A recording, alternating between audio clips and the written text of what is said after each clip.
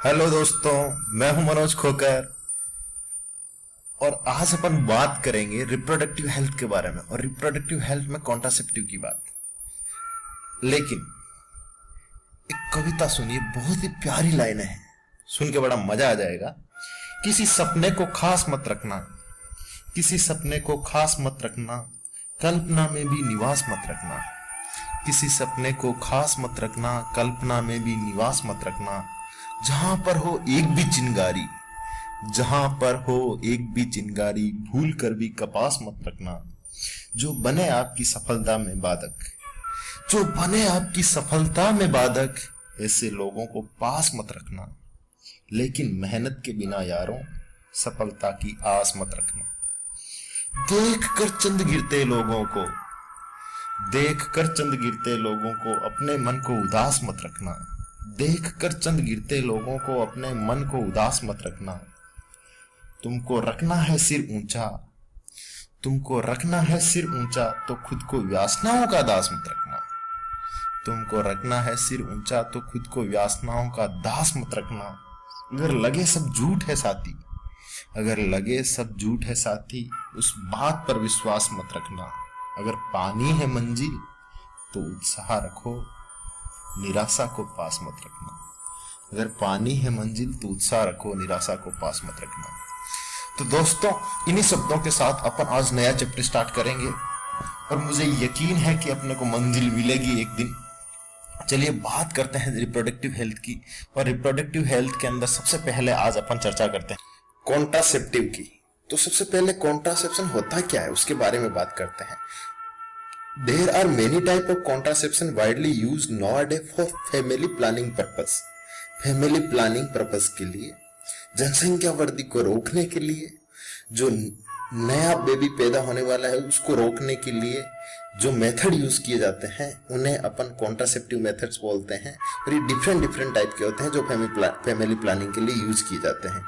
Each method has its advantage and suit special case and not necessity suits other, and the choice of contraception depend on the different needs of the patients, like a period of contraception, and also doctors should decide which method suit needs more. Market में अलग अलग प्रकार के, विभिन्न प्रकार के अलग अलग कॉन्ट्रासेप्टिव मेथड प्रेजेंट हैं, जिनमें से आप जिनको सूट करता है, जो जो अच्छा लगता है या टाइम के हिसाब से कितने दिन का चाहिए, उसी अकॉर्डिंग आपको मिल जाएंगे। No method of contraception is completely effectively and failure rates for most reversible methods are strong influence by कॉम्प्लिकेंस।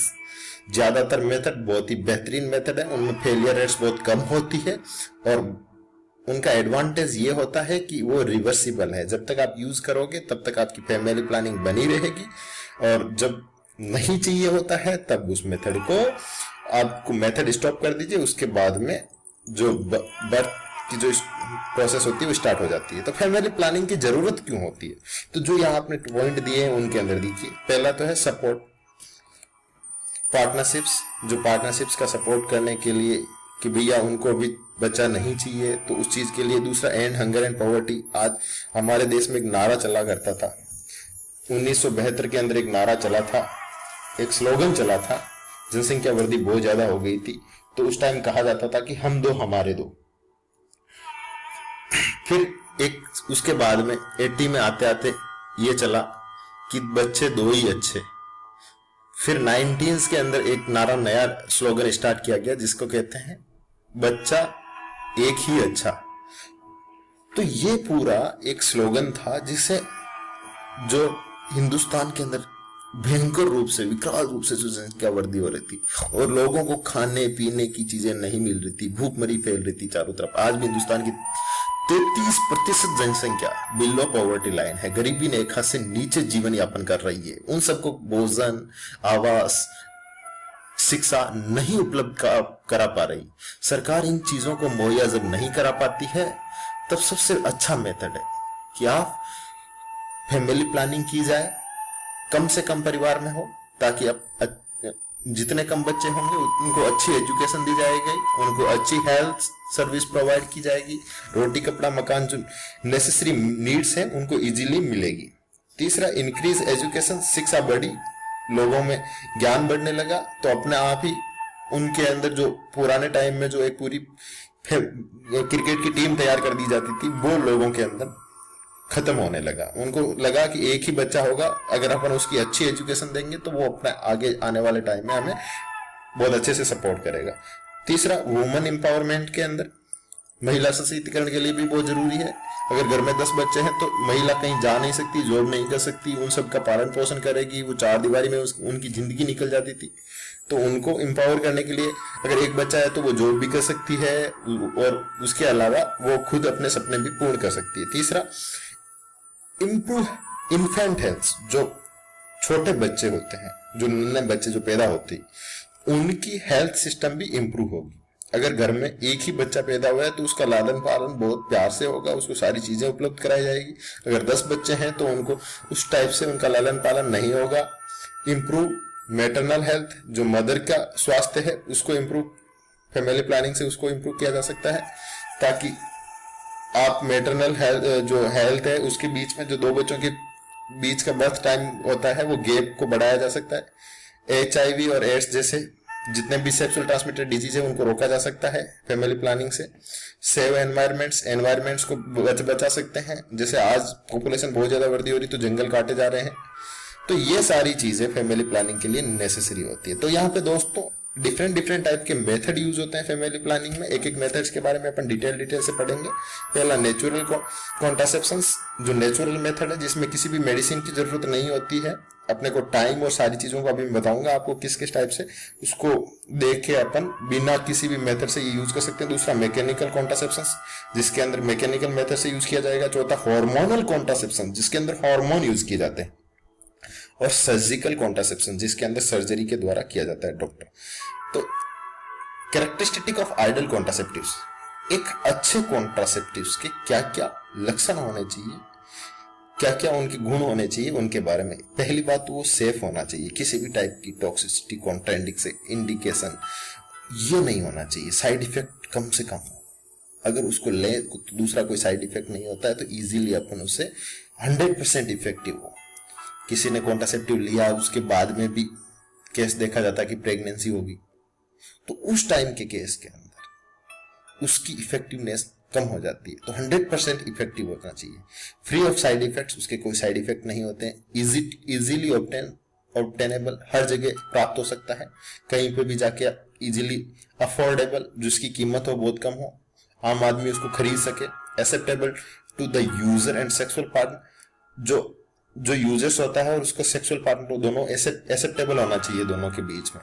ऐसा नहीं है कि उनको कोई उससे तकलीफ हो रही है तो वो यूज नहीं कर सकते हैं। Free of effect on future pregnancies, जो बाकी की फ्यूचर में अगर आपको प्रेगनेंसी चाहिए होती है तो उस टाइम के अंदर उसके ऊपर कोई इफेक्ट नहीं होना चाहिए। जितने टाइम अपन कॉन्ट्रासेप्टिव का यूज कर रहे हैं वो उतने टाइम तक सेफ रहना चाहिए और उसके बाद में उसका कोई फ्यूचर में नेगेटिव इफेक्ट नहीं होना चाहिए। तो ये सारे मेथड। उसके बाद में conditions of family planning. Family planning के अंदर कौन कौन सी ऐसी कंडीशंस है जिनके अंदर फैमिली प्लानिंग चाहिए होती है या जिनके अंदर आप नहीं होती। वो ऐसा टाइम भी होता है जैसे प्रेगनेंसी के टाइम में, प्रेगनेंसी का टाइम है या प्रेगनेंसी कंप्लीट हुई है उस टाइम में, या आपको गैप चाहिए बीच का, तो उस टाइम में अपने आप ही फैमिली प्लानिंग नहीं होगी। वो एक पर्टिकुलर टाइम है।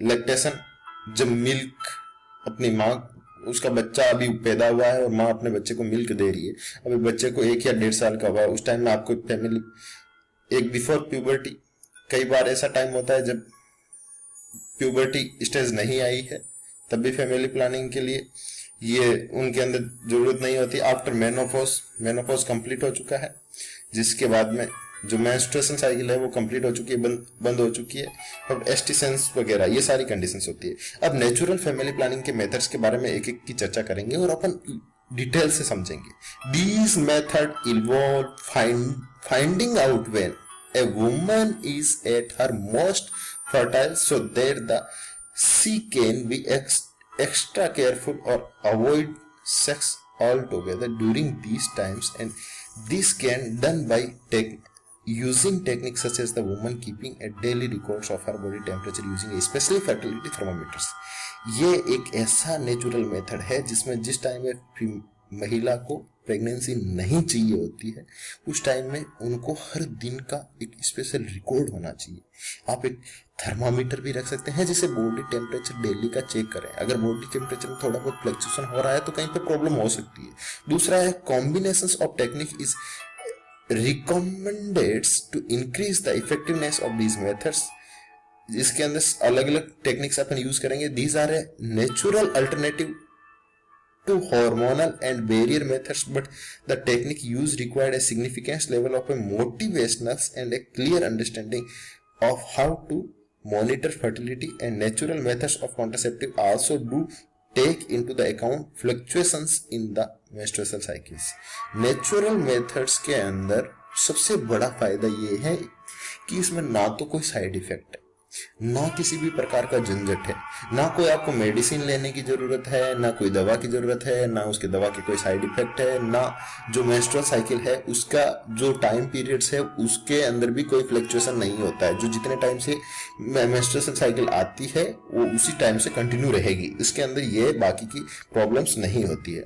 अब नेचुरल फैमिली प्लानिंग के मेथड कौन कौन से हैं? यहाँ पे कैलेंडर रिदमिक मेथड्स होता है, basal body temperature method, cervical mucus method,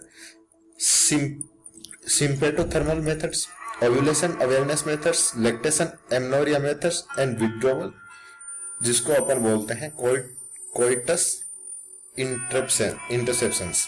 तो दोस्तों इन सभी मेथड्स के बारे में एक एक करके मैं बताता हूं। पहले अपन रिदमिक मेथड या कैलेंडर मेथड के हिसाब से देख लीजिए। ये कैलेंडर में this methods can be use for patient with regular cycles only. ये मेथड वो लोग यूज कर सकते हैं जिनकी मेंस्ट्रुअल साइकिल होती है वो रेगुलर है, वो कंटिन्यू चल रही है, टाइम उनके बीच में कोई गैप नहीं है। ऐसा कहने का मतलब कभी 32 डेज से कभी 28 डेज से ऐसा नहीं, कंटिन्यू एक फिक्स टाइम से चल रही है। This is done depend on the exact knowledge of ovulations day and avoiding intercourse during the day before and after ovulation. आपको ये पता होना चाहिए कि फिक्स इस डे को ओव्यूलेशन होगा। जैसे किसी को पता है कि 14 डे को ओव्यूलेशन होने वाला है, 14वें दिन ओव्यूलेशन होने वाला है, तो 14 डेज से आप शुरू के कुछ दिन, उससे 3 दिन पहले के और 3 दिन बाद के, उस टाइम में सेक्सुअल इंटरकोर्स नहीं किया जाना चाहिए।